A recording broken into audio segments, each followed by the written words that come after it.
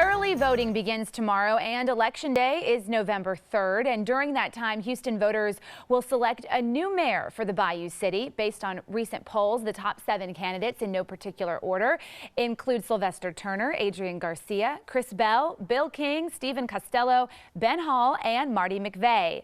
We've invited all of the candidates to join us on our Sunday show this month. And the one joining us this hour first with our Roundup panel in the newsroom is Ben Hall. He's going to be fielding questions from our senior legal analyst, Chris Tritico, our news analyst, Mustafa Tamiz, and public policy analyst, Jackie Bally. Good morning to all of you again. Good morning. All right, take it away, guys. Thank you very much. So, Ben, thank you for being here. I know you had a debate last night. I did. Up late, up early. Thank you very much. Thank you. I want to start off with the pension issue that's facing the city. It's, my research indicates, over a $3 billion deficit that we can't fund, growing every year, and the legislature controls it. The mayor has no control over that. How are you going to fix that? Yeah, let me say there are 3 approaches to fixing it. One is to borrow money. I think that's a wrong approach. That's Bill King's approach. I think that's wrong. But we have an approach, and that is the following. We have TERS dollars, $134 million of tax dollars that are right now under private management. They're not in the general fund. It's my proposition to bring those dollars back into the general fund and start addressing this issue of paying down this accrued pension liability. Number 2, though, we also have to seek out efficiencies in the way the government operates right now. We need to consolidate certain departments and thereby have certain savings. I project that we have about $48 million we can save in terms of annual savings to the city by simply consolidating and more efficiently running city government. And then finally, we have to grow the economy. We have to incentivize people to come inside the city, and to do that, we have to reduce the tax burdens and regulatory burdens on persons to come inside the city. As long as the control over the pension dollars remains in Austin and not in Houston, the problem will not go away. Well, we do. In fact, I've signed the pledge for local control. But I also have read HPOP, which is the Houston Police Officers Pension Agreement, as well as HMEP, which is the Houston Municipal Employee Pension Agreement. And we do have a substantial amount of control in those agreements. Unfortunately, many of the candidates have not read those legal documents. I see some ability actually to control our expenditures through those agreements. Okay, Ben, you've, as a former city attorney, you've written a lot of laws and you've looked at a lot of bills and laws. And you've been very vocal on your position on Houston's Equal Right Ordinance. Can you please tell our viewers about that? And also, can you also add, how do you think the Equal Rights Ordinance is playing into your rights? Well, let's say, I think that this has turned into a value election.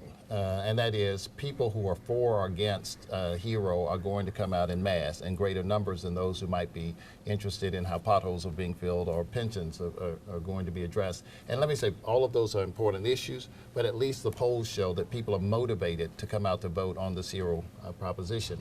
Having said that, I have written a lot of laws. In fact, when James Byrd was killed and dragged to death in Jasper, Texas, I was one of the lawyers who was called by the NAACP to actually represent the interests of the family.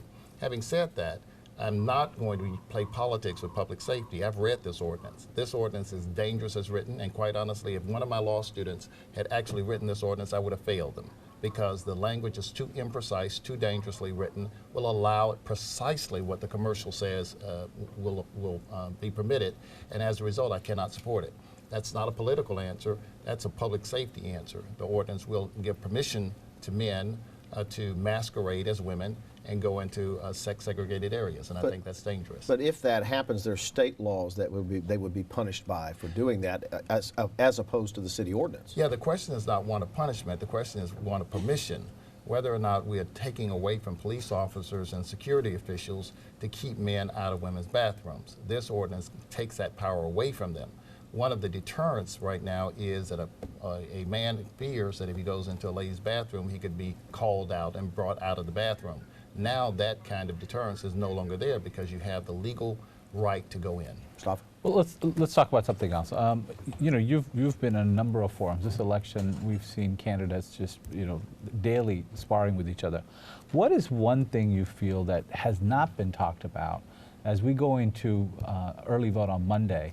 What is one topic that you think is being left off the table that really should be discussed? I think whether or not certain candidates may be compromised personally if they got into office. Are there things that candidates could be blackmailed with? that have not been brought out. And I'm surprised that those kinds of issues have not been brought out in the campaign.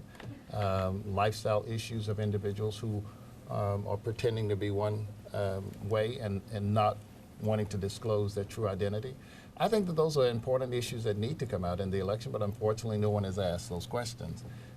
We have some candidates who've had issues of infidelity and multiple marriages, and those questions have not been asked. Are they important? I think they are.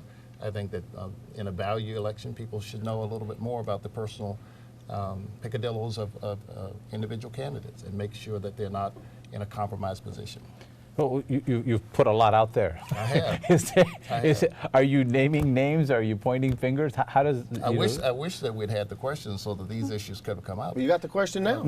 Well, I think that there are certain people that have, for instance, I think Bill King has been married 3 times. I think his first marriage, he actually divorced his wife and married his housemaiden. Those are questions I think that go to the character of individuals. And then I think he had a second marriage and that one failed, and then he had a third one and that one, you know, those kinds of issues I think are important, because if a man cannot be faithful to his wife, the issue is whether he can be faithful to the city, and whether there are personal convictions that are important. I think that's one issue. I think the other is we have a similar situation with Marty McVey. Marty McVey has been apparently in a divorce proceeding involving infidelity as well. You have other candidates that have had multiple years of faithful marriage. Myself, I'm 34 years with my wife. Stephen Costello, he's been long-term with his wife. And I think other persons have been rumored to have certain alternative lifestyles, and those questions need to be raised as well. All right, we're going to have to leave it right there. Thank you very much, Ben Hall, for coming in.